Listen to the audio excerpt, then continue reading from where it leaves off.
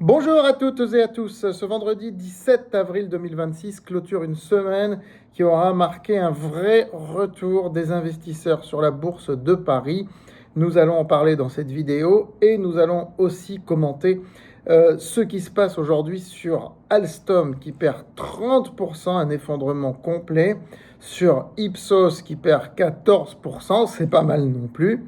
Et en plus, c'est une valeur que nous avons en portefeuille, mais aussi la hausse d'un titre comme Planisware, et puis ce sentiment qu'il y a actuellement sur le marché d'un retour des investisseurs, mais avec une forte volatilité, non pas indicielle, parce que le CAC 40 est assez stable. Là, je l'ai sous les yeux.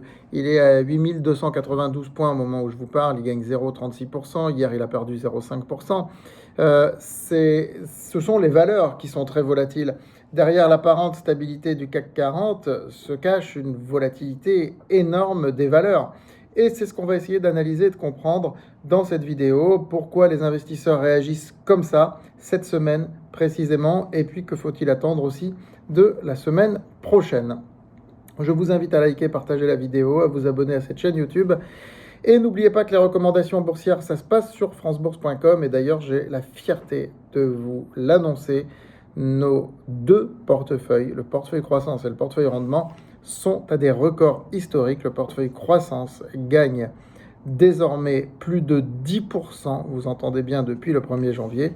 Le portefeuille rendement est à 8% depuis le 1er janvier. Le CAC 40, quant à lui, pour être précis, là, à 8288 points depuis le 1er janvier, il gagne 1,94%. 2%, quoi. Donc, en gros, notre portefeuille croissance a 8 points d'avance sur le CAC et il fait 5 fois mieux. Et ce que je voudrais dire aussi, c'est que maintenant que la crise semble être passée, on va y revenir dans la vidéo, il faut mesurer le drawdown pendant cette crise. C'est-à-dire, quel a été le pic de baisse du CAC 40 ?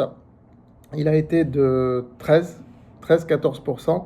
Quel a été le pic de baisse sur notre portefeuille croissance ? Je vous le dis, il a été de 9%, puisqu'on était passé de plus 9 à 0. Et quel a été le pic de baisse sur le portefeuille rendement ? Et là, je vous le dis, il a été que de 2%. Je le répète, le portefeuille rendement est un portefeuille stable, un portefeuille qui a une performance quasi linéaire dans le temps. Voilà, et il est déjà à plus 8% depuis le 1er janvier.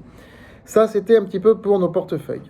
Et comparer aussi le drawdown par rapport à celui du marché, c'est important de voir les volatilités comparées, pas juste les performances, mais les volatilités, parce qu'il y a des gens qui ont du mal à supporter les volatilités ou qui peuvent faire parfois des bêtises, vendre intempestivement ou acheter trop tôt ou acheter trop tard. Ben voilà. Bien. Alors, cette séance, donc, ces deux dernières séances sont marquées par un retour des investisseurs, même les 3 dernières, parce que le blocage américain, comme j'ai déjà dit, je ne vais pas y revenir, hein, j'ai fait toute une longue vidéo consacrée à ça il y a quelques jours. Le blocage américain du blocage iranien rassure les investisseurs en quelque sorte. Donc, ils se sont un petit peu remis. Et surtout, maintenant, on parle de nouvelles négociations qui pourraient avoir lieu dès ce week-end. Trump se montre confiant, optimiste, et surtout, il y a eu un cessez-le-feu entre Israël et le Liban. Et ça aussi, ça vient alimenter un narratif de fin de conflit. N'oublions pas par ailleurs que le Congrès américain va devoir se prononcer sur la guerre si celle-ci excède les 2 mois, je crois. Il reste à Trump 2 semaines pour mettre fin au conflit ou pour demander l'avis du Congrès, ce qu'il ne va pas avoir envie de faire. Donc, pour toutes ces raisons, toutes ces anticipations, les marchés sont en train d'interpréter ces signaux comme des signaux de fin proche du conflit. C'est pour ça que les investisseurs reviennent. Et comme ils reviennent, eh bien, ils revoient les dossiers. Et forcément, comme c'est un retour, ils sont encore un peu sous le choc. Et donc, ils sont très nerveux. Et la volatilité est forte. Une mauvaise nouvelle, et c'est la catastrophe. Et une bonne nouvelle, et ça peut être l'euphorie. Alors, aujourd'hui, sur la bourse de Paris, on a plusieurs mouvements que je voudrais commenter ici. Je vais vous parler de Alstom, je vais vous parler de Orange, je vais vous parler de Ipsos, je vais vous parler de Planisware. Voilà les 4 titres dont je vais vous parler. Alstom, nous ne l'avons pas en portefeuille, c'est réglé. je n'ai rien à en dire par rapport à mes abonnés. J'ai toujours dit de ne pas acheter. Alstom, ou pour ceux qui avaient acheté, j'avais dit de revendre. J'en avais parlé dans un dossier l'année dernière, mais j'avais dit après qu'il fallait revendre, si ceux qui avaient acheté. Mais jamais dans les lettres et jamais dans les recommandations. Alstom perd 30% aujourd'hui. Alstom baisse parce qu'il y a clairement un profit warning. L'entreprise a indiqué une sortie de sa trajectoire sans donner de nouvelle trajectoire. Donc elle laisse le marché dans l'incertitude. Et du coup, le marché déteste ça. Le titre rebaisse à 16 euros, alors qu'il avait bien monté ces derniers temps. Hein. Je vais regarder juste un petit peu, là j'ai l'écran devant moi, je vais regarder juste un petit peu quel est son score maintenant depuis le 1er janvier. Le titre est à moins 36% depuis le 1er janvier. Hein, donc voilà, c'est une baisse qui s'explique en fait, qui s'explique, qui se justifie même, je dirais. Pour notre part, nous n'en avons pas et je ne vois pas d'intérêt d'acheter des titres Alstom aujourd'hui. Le marché déteste les profit warnings. Hein. C'est vraiment une sortie de trajectoire, une sortie de route là pour Alstom. Mais Alstom est confronté au même problème depuis des années. Hein. C'est-à-dire que c'est une société, à chaque fois qu'on croit qu'elle se désendette, eh bien non, son activité veut qu'elle se réendette. Hein.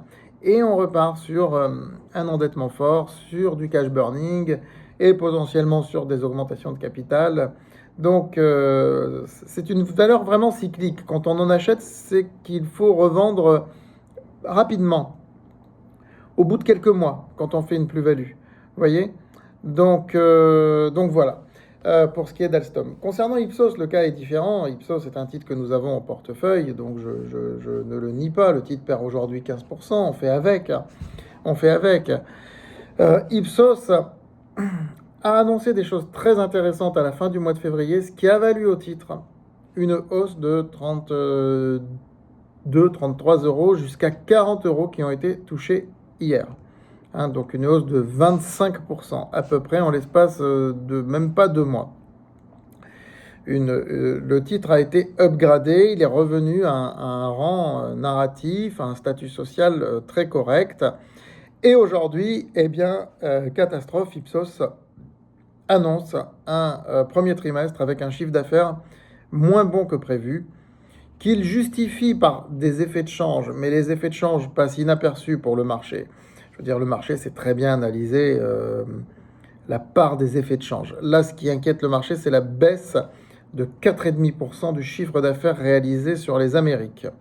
Alors, moi, je dis une chose, c'est que ce premier trimestre a été quand même assez catastrophique. Je vous rappelle que la guerre a commencé fin février, qu'à partir de la mi-février, on en parlait déjà, qu'au mois de janvier, il y a eu le Venezuela, il y a eu l'histoire du Groenland. Enfin, Trump a été, disons-le, on prendra comme on veut, hein, mais il a été assez épouvantable au cours de ce premier trimestre par rapport au marché, je parle. Je ne juge pas moralement, et encore une fois, je ne ferai pas de jugement moraux ou autres dans ces vidéos.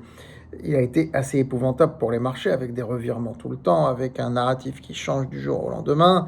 Et les boîtes américaines, mettez-vous à la place des boîtes américaines. Vous avez un président comme ça. Qu'est-ce que vous faites ? Vous êtes un patron de grosse boîte là-bas.